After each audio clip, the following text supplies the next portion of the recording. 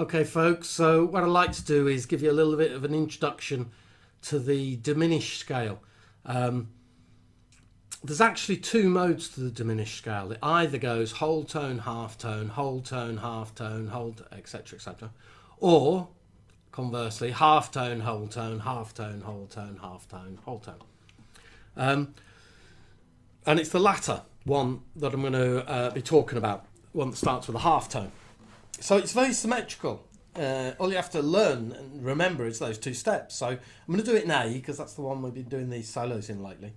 A, so half tone, whole tone, half tone, whole tone, half tone, whole tone, half tone, whole tone. So it's quite easy to remember. And I'm going to show you in this video some other ways when you start crossing the strings that make it very easy, rather than having to learn lots of boxes. Very easy to move around the neck, well, relatively. So let's talk a bit about how you use it, because when you just listen to it on its own and place the same weight on every note, it's actually, in some regards, quite nonsensical. So it doesn't seem that easily accessible if you simply play.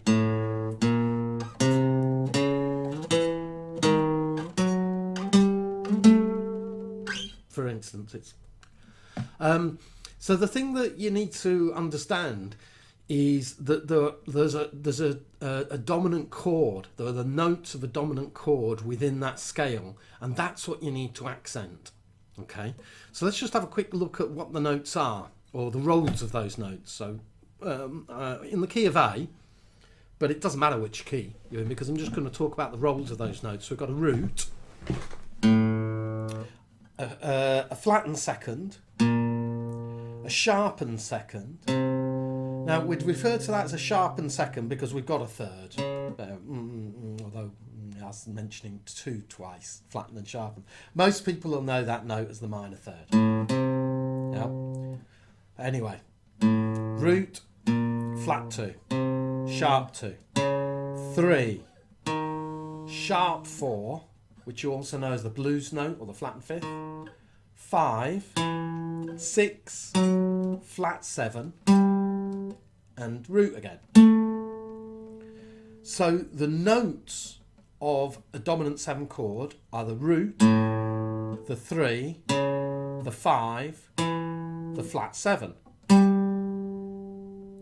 Now you may know, some of you definitely will know, for instance, an arpeggio for the dominant 7 chord.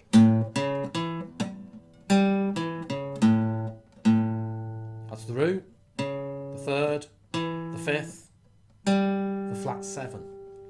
So one of the things to note about this is, apart from the root, so when we go from the root to the next note, we're going upper fret to the note that's outside the chord tone. We've got the root, which is a chord tone, 1 fret up, okay? But all the other ones, it's 1 fret down from the chord tone that we've got another note that's in the scale. So we've got a 3 and a sharp 2, or flat 3. We've got our 5, 1 fret down for the sharp 4. We've got a 7, 1 fret down for our 6. Okay, so when you're looking at an arpeggio across the strings, then the notes are they're the notes you want to stress. So if you think of say a bar of 1 and 2 and 3 and 4, and you want to hit these notes on the beat. For instance, this would be a good way to start off. So I might go 1 and 2 and 3 and 4 and, okay. So this brings me into where would you use this scale. The diminished scale is great for adding tension, and it works particularly well when you're moving from the, so in the key of A7 blues,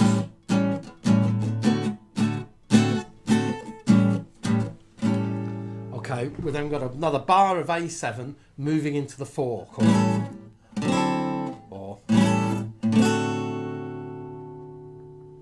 so we might go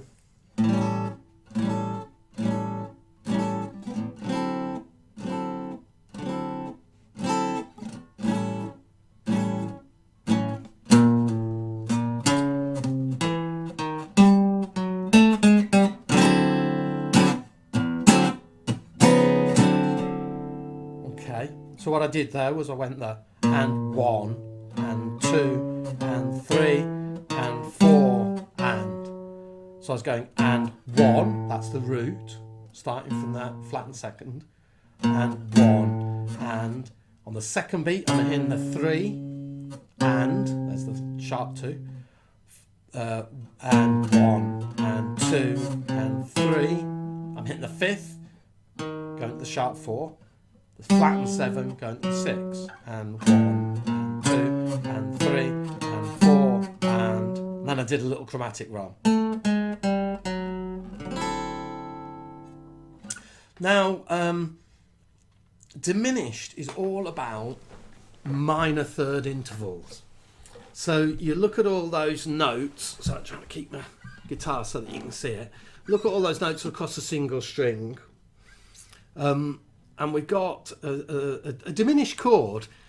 Let's say this because you might not be aware of this. A major chord goes a major third interval, then a minor third interval. Okay, so when we're playing an A major, I'm going up a major third, which is 4 frets, and then I'm going a minor third. That's my 3 notes of A major. So the definition of a major chord is a major third interval, then a minor third interval. The definition of a minor chord is a minor third interval, and then a major third interval. Okay, it's all about thirds, either major or minor. 3 really is a magic number in music. Diminished is just minor third, minor third. So it's all about minor thirds. So when we look at this scale, that at first is, it went half tone, half, whole, half, whole, half, whole. That actually, if I go up in minor third intervals and see what I've got from a root to my sharp 2, that's a minor third interval. Go up 1 fret and I've got my flattened 2 to my major third, to my 3. Jump up 2 frets.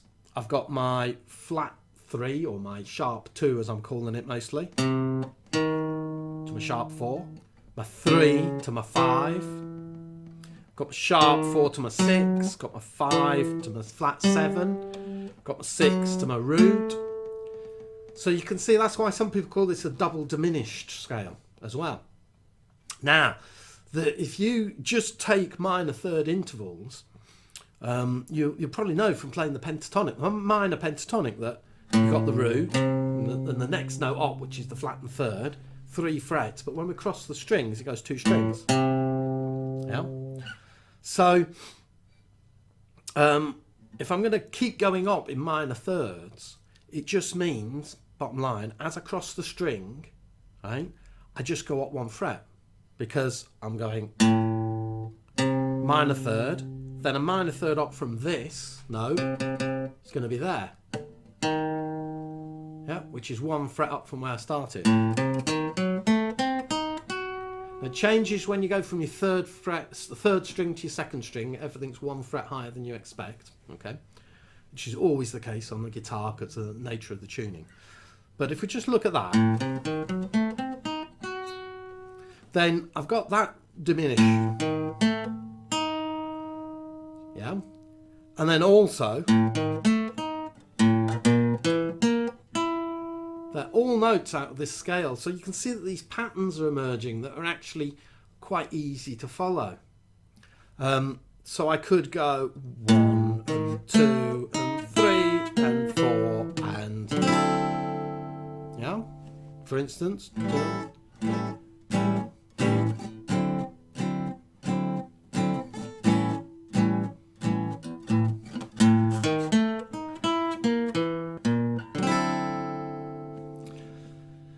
So, I mean, if you know, if you've got some idea, no, I guess you need to know if you know where where the notes of the chord tones are.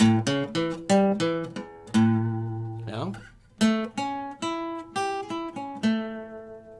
Then, apart from the root, they're all up 1, but the other ones are down.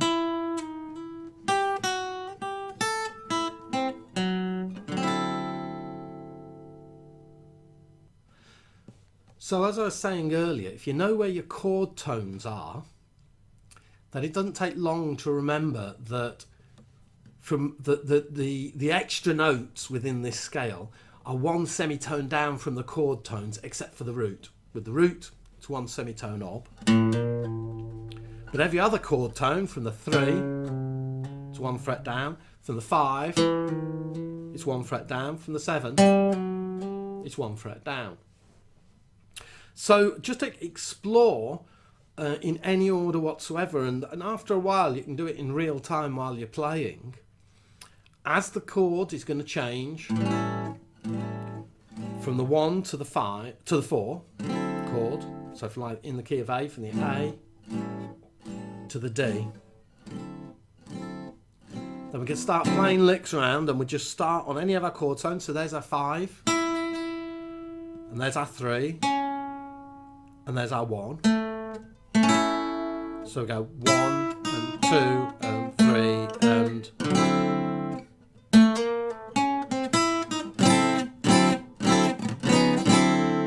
And I hope that helps.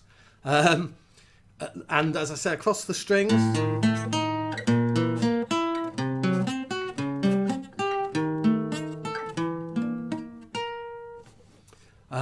we can just go from where we are, up a fret, up a string, up a fret, up a string, up a fret, up a string, and that can be a way around it as well. So I hope that's useful to you as like a bit of an introduction. I think to begin with, you need to think about it and work out some licks for yourself, and say, right, I'm going to go 1 and 2 and 3 and 4 and on each of the beats, I'm going to hit one of the chord tones. So either the 1, the 3, the 5, or the flat 7. And then on the ands, I'm going to hit either the flat 2 or the sharp 4 or the sharp 2 or flat 3 or the 6. And work out what you're going to play as well at first. But once you get the sound of it in your head, it's really quite easy to move around without having to learn lots of boxes. Anyway, I hope that's useful as an introduction. Cheers now.